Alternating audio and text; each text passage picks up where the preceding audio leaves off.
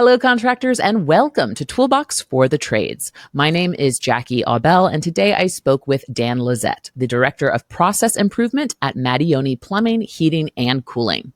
We spoke about, you guessed it, processes, specifically the systems Dan put in place to grow the call center from 3 to 14 employees.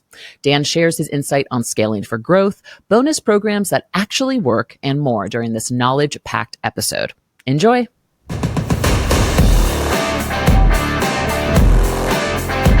Dan Lizette, you are the Director of Process Improvement at Mattioni Plumbing, Heating, and Cooling in Southeastern Pennsylvania. Today, you and I are going to be talking about tips for setting up systems and processes to scale a business and the benefits of hiring outside of the industry. Welcome to Toolbox for the Trades. Thanks for having me, Jackie. Appreciate it. I don't think I told you this in any of our pre-interviews or anything, but you definitely have like perfect radio voice. Perfect radio voice. So between the two of us, we should maybe start a talk show or something. Let's do it. I'm game. All right, Dan, I'm going to kick us off with an icebreaker. It's my favorite one. I've been bringing it back recently. What song, if any, would be the soundtrack of your life? And that's such a tough question, Jackie. I mean, a little peek behind the curtain, I guess, for everybody. I knew that one was coming, and I've been thinking about it in depth for a week since you sent that over.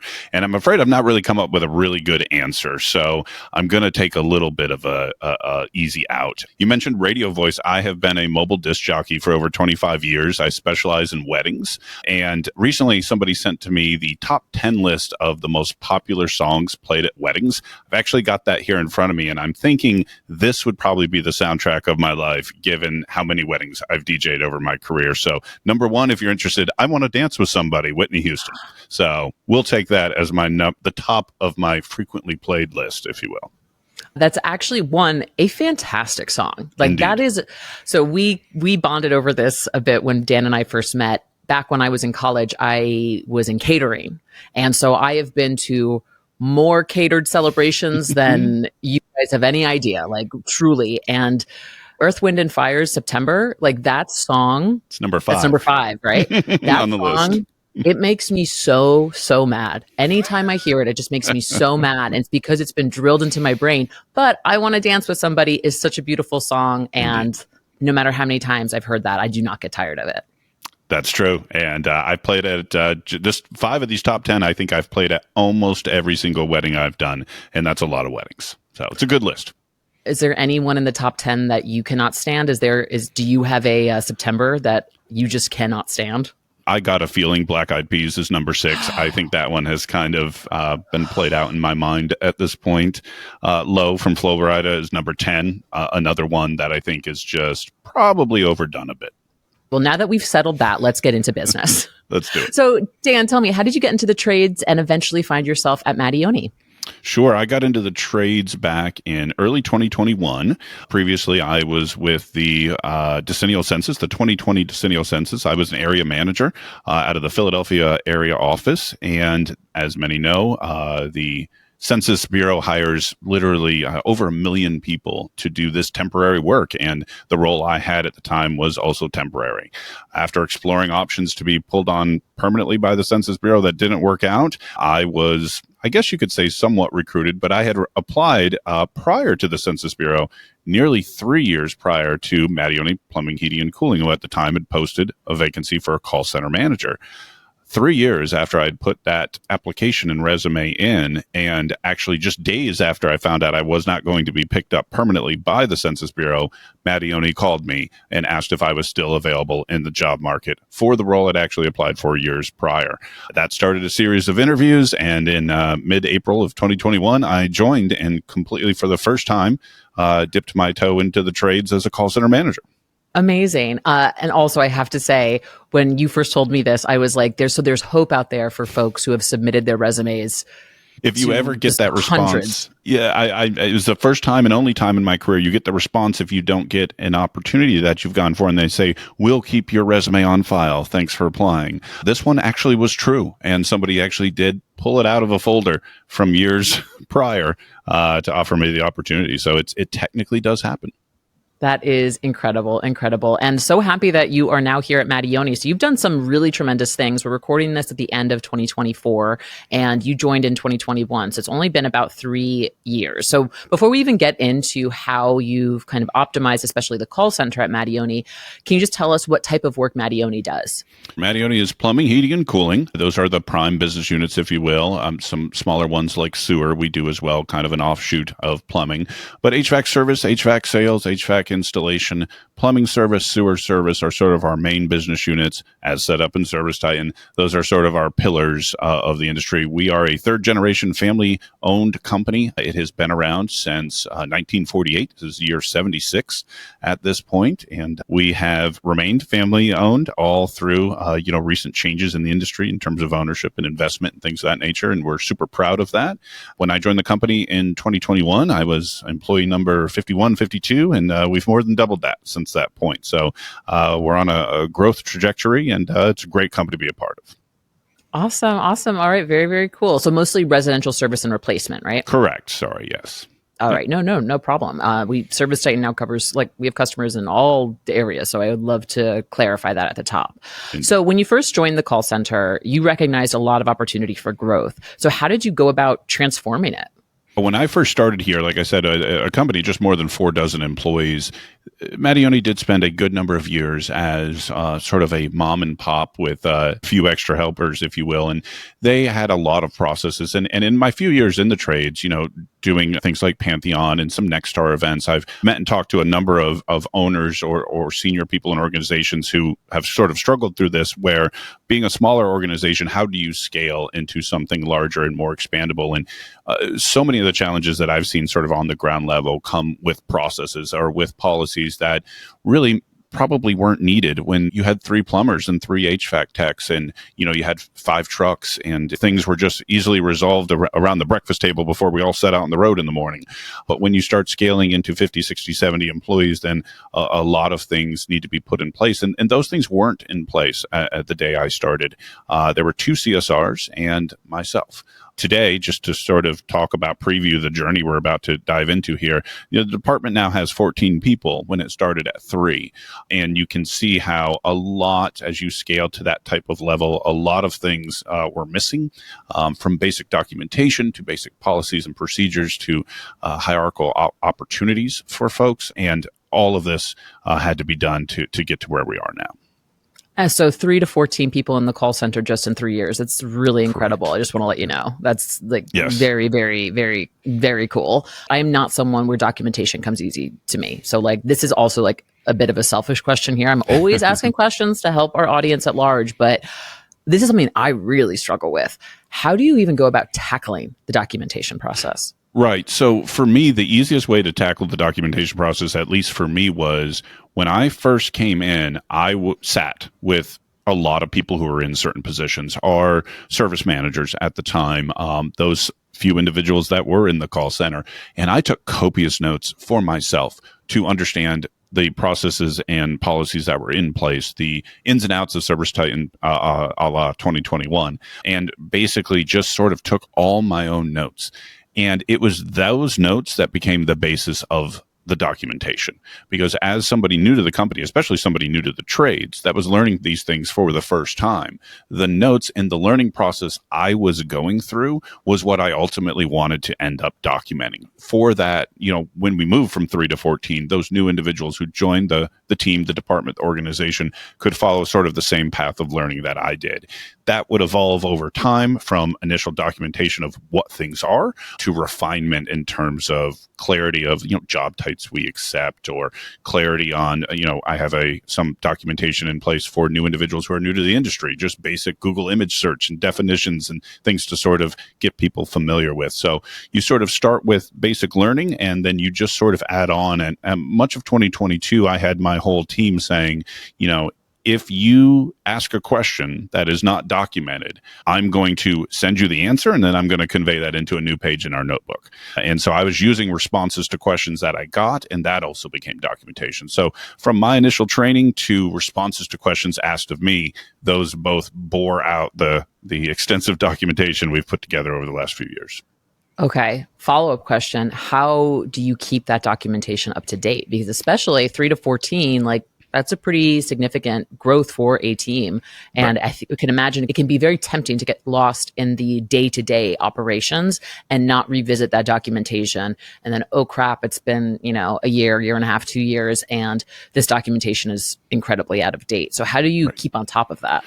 So one thing we started, and this was actually a somewhat newer implementation over the summer, we actually now have there's two different things we do. One, we have periodic team meetings, right? Ours are every other Thursday at 2 o'clock. We did a study and realized our lowest incoming volume was 2 o'clock on Thursdays. That was the lowest hour of incoming calls. So that's when we decided to hold our 30-minute team meeting. Usually we try to the best of our ability, if the agenda allows it, to make an item of our agenda to be a review of documentation. So we pick a page. We have what's called our call taker notebook. Currently, we're using OneNote, Office 365 product OneNote as the basis of our documentation.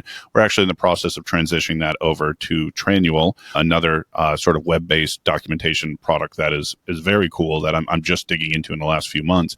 But we would go through every one of these team meetings a particular topic where I would just discuss sort of the major tenets of it, ask everyone any feedback, anybody thought that anything needed to be updated, so on and so forth. And then the other one, that was periodic and not as consistent as we would have liked. So the other thing we started to do was, unfortunately, I think human nature is we've created so much wonderful and amazing documentation over the last few years. The problem is now it is voluminous, and oftentimes getting people to go to it and to find those answers is the challenge. So now what we do is almost have like a Notebook Friday. Every Friday, by end of shift on Friday, every one of our CSRs is required to send a little paragraph summary of a notebook page that they reviewed. And it doesn't have to be anything fancy. They just have to review a page in the notebook, read it through, and just do a 3 to 4 sentence summary, send it to my supervisor to sort of demonstrate their understanding. And that is also the vehicle that they could provide any feedback if they notice or catch anything that's out of date. And then, of course, as I've been able to over the years, I will pop into different pages as I'm making different updates and edits and things of that nature. I'll review sort of pages that are connected to it to ensure accuracy. That said, you're always chasing that beast. There's always something that's maybe out of date, but I think as long as it can be more accurate than not, we're probably doing something right. Yeah. All right. Oh, gosh. So you're actually embedding the review of this into your regular meeting cadences and task assignments for the various members of your team. Absolutely. It's gotten so large that not one person can sort of be a product owner for it. I've got different roles, right? In our call center, we have our inside sales rep, our CSRs, as well as, our dispatchers. So I do sort of focus each one of them on pages in the notebook relevant to them to ensure, since they're obviously the experts in those roles, they're doing the work day to day, and they're sort of primary on those pages or sections of the notebook. But all of us sort of try to keep an eye through those vehicles to make sure things are current. Okay, very cool. Is there anything that to like, say you get someone like me, very like, I love immediate gratification. Yeah. I love being able to just like quickly, like boom, boom, boom. And then you get kind of these maintenance tasks. Like, how do you incentivize people to actually do them? And I'm asking genuinely for me, because this is something I struggle with so hard.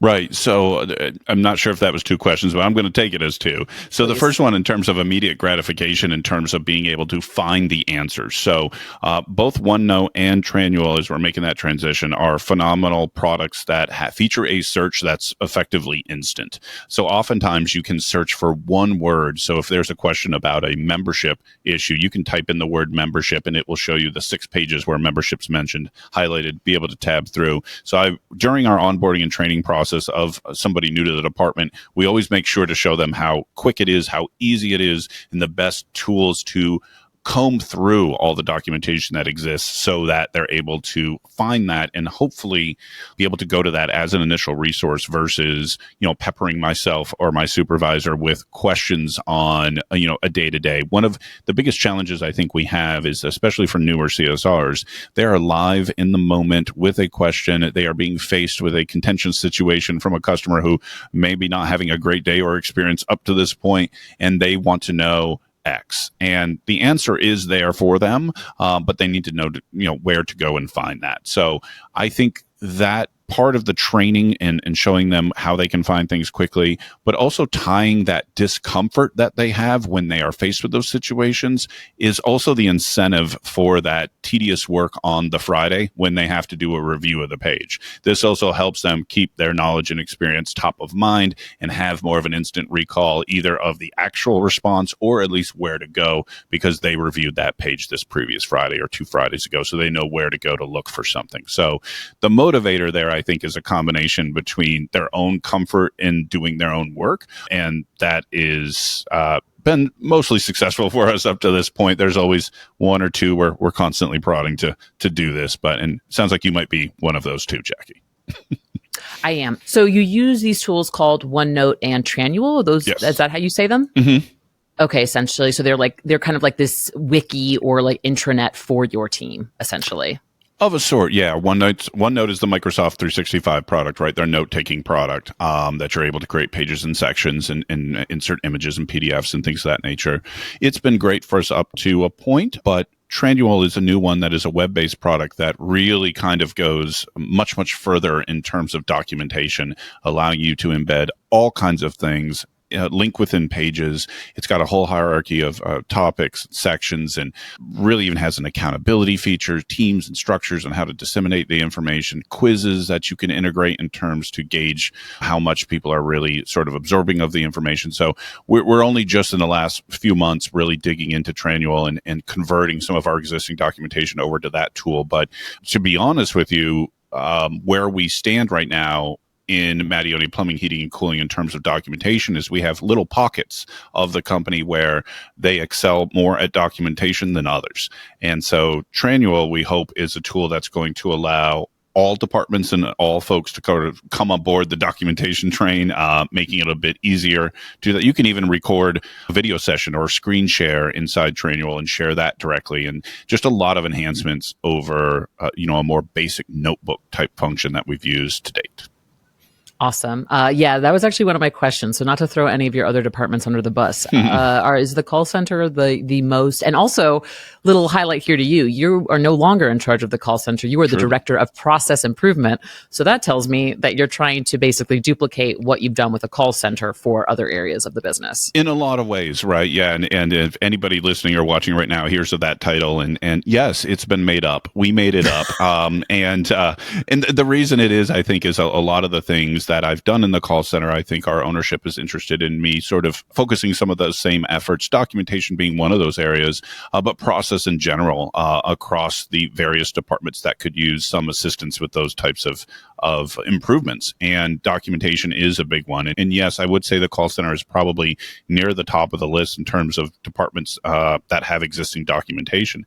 That said, just to be clear, it's not perfect, and it definitely could use some improvement. But I would say that it's closer to ideal than some of our other areas that I think we would like to see improvement on. We've been sort of caught a time or two in the past 12 months with maybe somebody departing the company, and come to find out they took a lot of knowledge with them, and we've sort of had to scramble a bit to be able to recover the institutional knowledge that walked out the door along with them.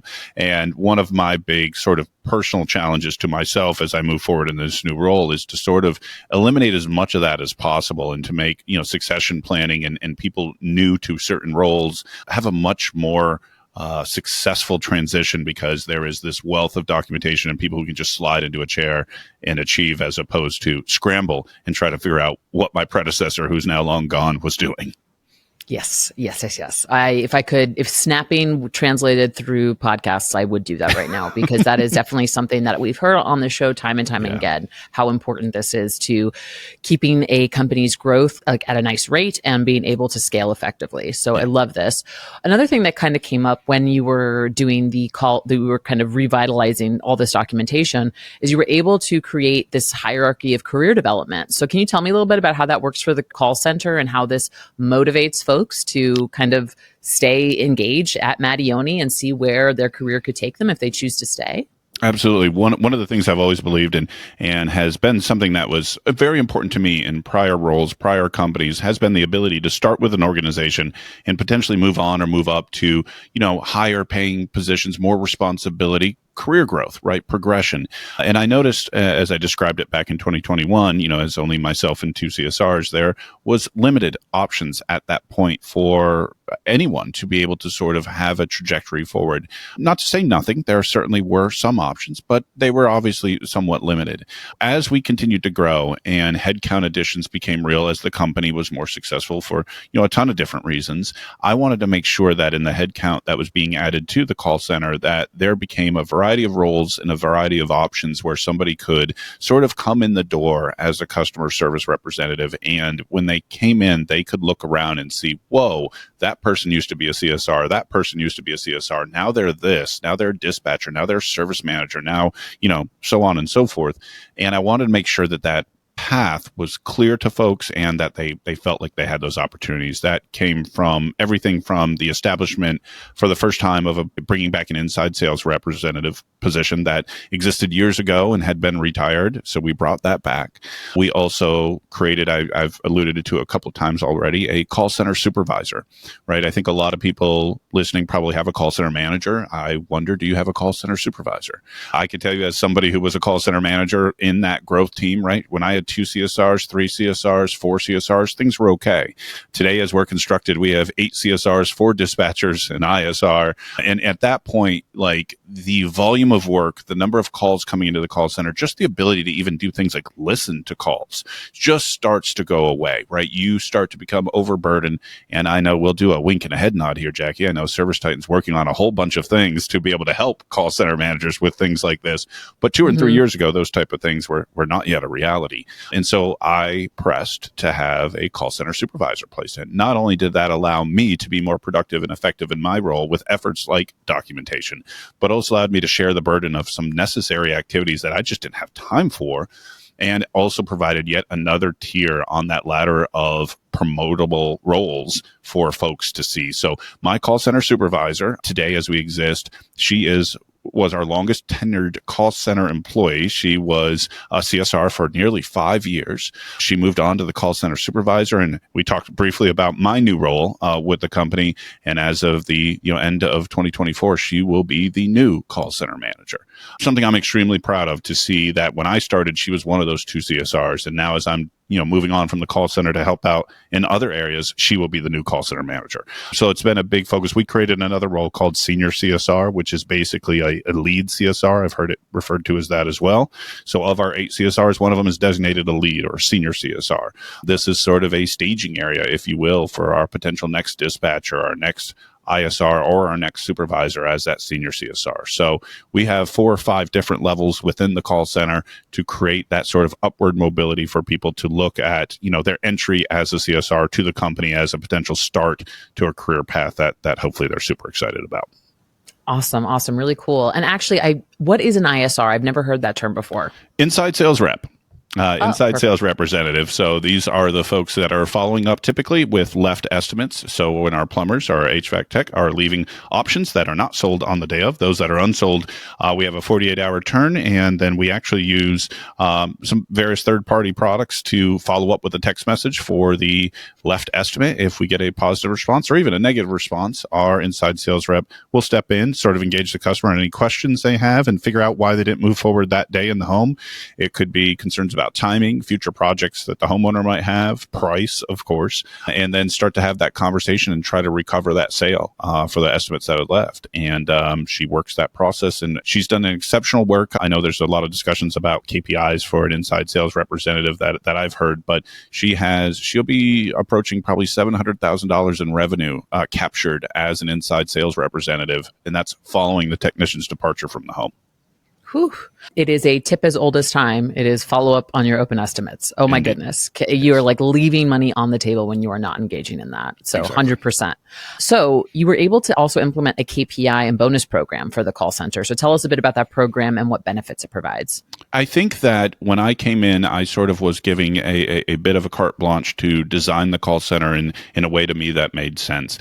And one of my first challenges was to create metrics for the call center representatives, the CSRs, customer service reps. There really wasn't any. And the ones that were there, I personally had some prior objections to or didn't feel were necessarily of the most value.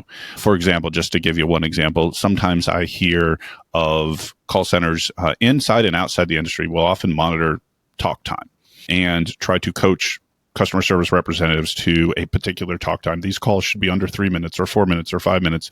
That is not a metric in my call center. I do not believe it. I do not think that is a valuable metric. When somebody calls into Mattioni Plumbing, Heating, and Cooling, I want our customer service reps to engage with that customer as long as necessary to make them feel confident that their choice in service provider was the right one and to ultimately book that job. And personally, I don't care if that takes 3 minutes, 5 minutes, or 8 minutes. As long as they are booking that job, that's the most important thing.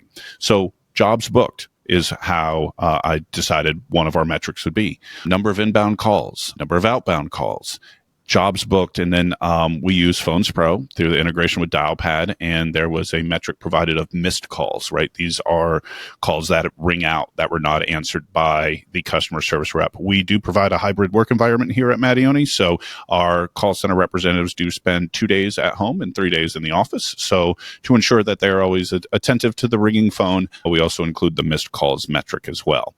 So what I did was create basically a formula that combined inbound, outbound, and jobs booked in just in terms of sheer quantity. And then we put a multiplier on jobs booked that weighted that more because, frankly, the most important metric is jobs being booked, right? So the trucks keep rolling, the technicians keep having work. And then we did a negative factor on that missed call. And then that created what I dubbed the CSR performance score. So this created a scale, created a real number. So it started out with a scale that was like the number was 9 was the average. And then we actually now our minimum required is a 10.5 on the CSR performance score. And that's a combination of inbound, outbound, jobs booked with that negative for miss per hour.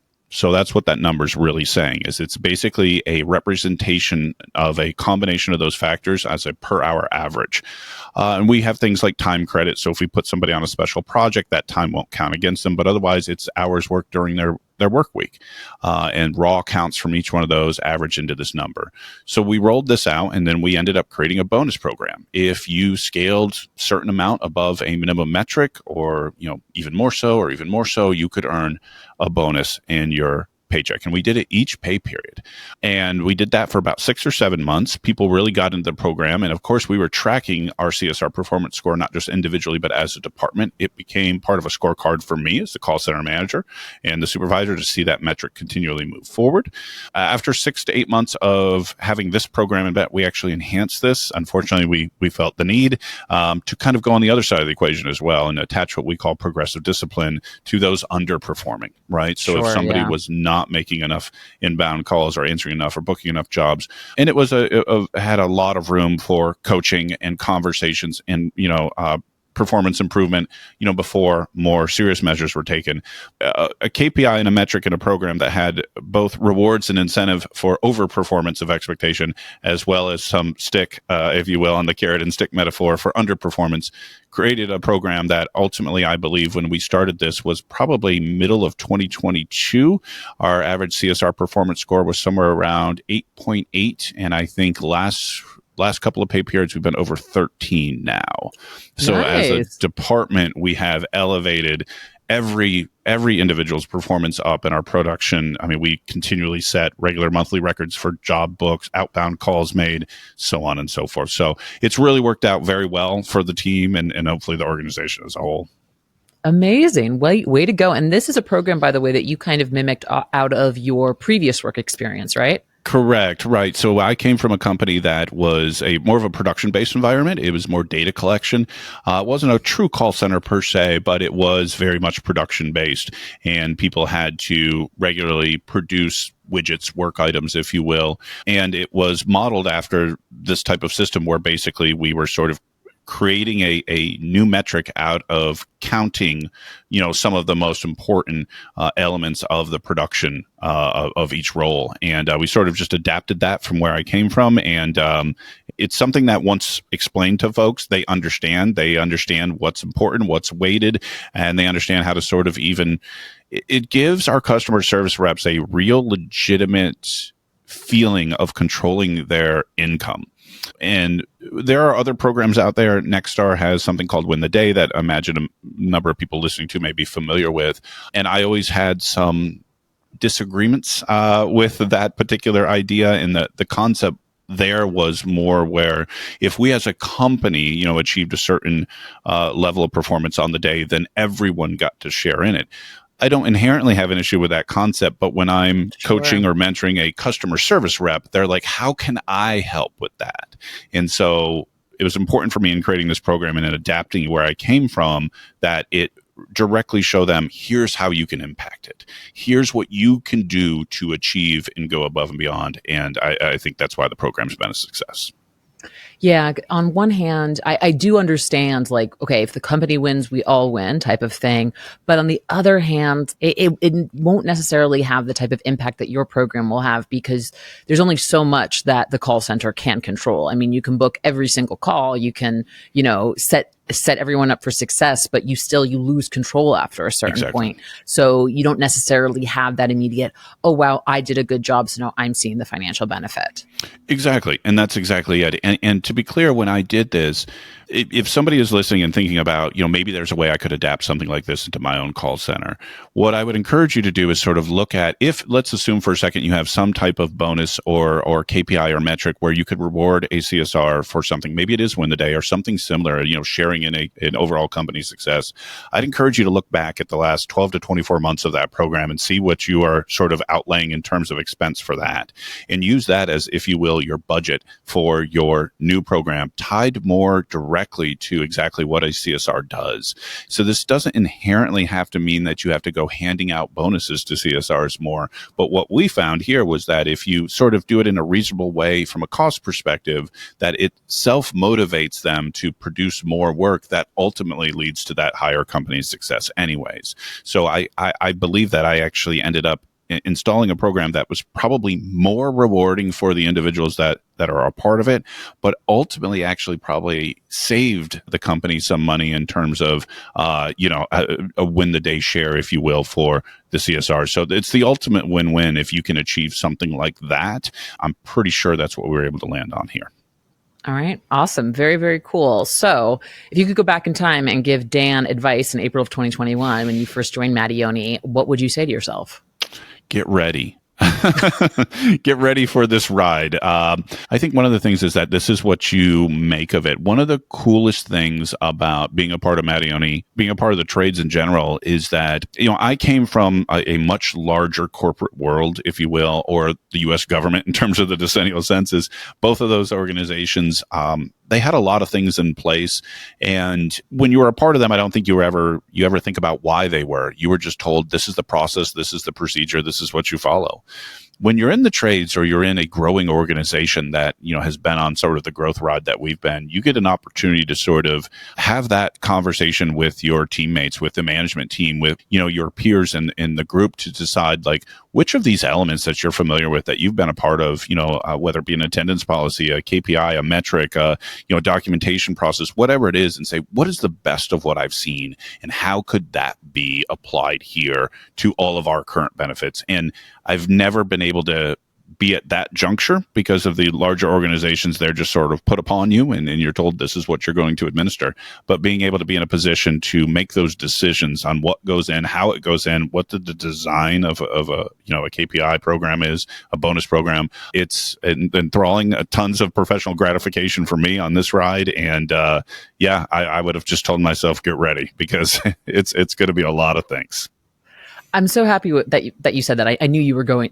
Spoiler alert! I kind of knew he was going to say something like that. But going back to this trend we're seeing with more and more trade businesses taking people from outside of the industry, how it can be rewarding for them, because if you're used to a corporate, more bureaucratic landscape where you're kind of maybe more of a cog in a wheel, you don't really see that impact. But at a company like Mattioni, you can actually really take exactly what you said, take the best of what you've seen out there and implement it, and actually like have your fingerprints on it, so to speak. So to that point, are you looking to hire more people that aren't from the industry?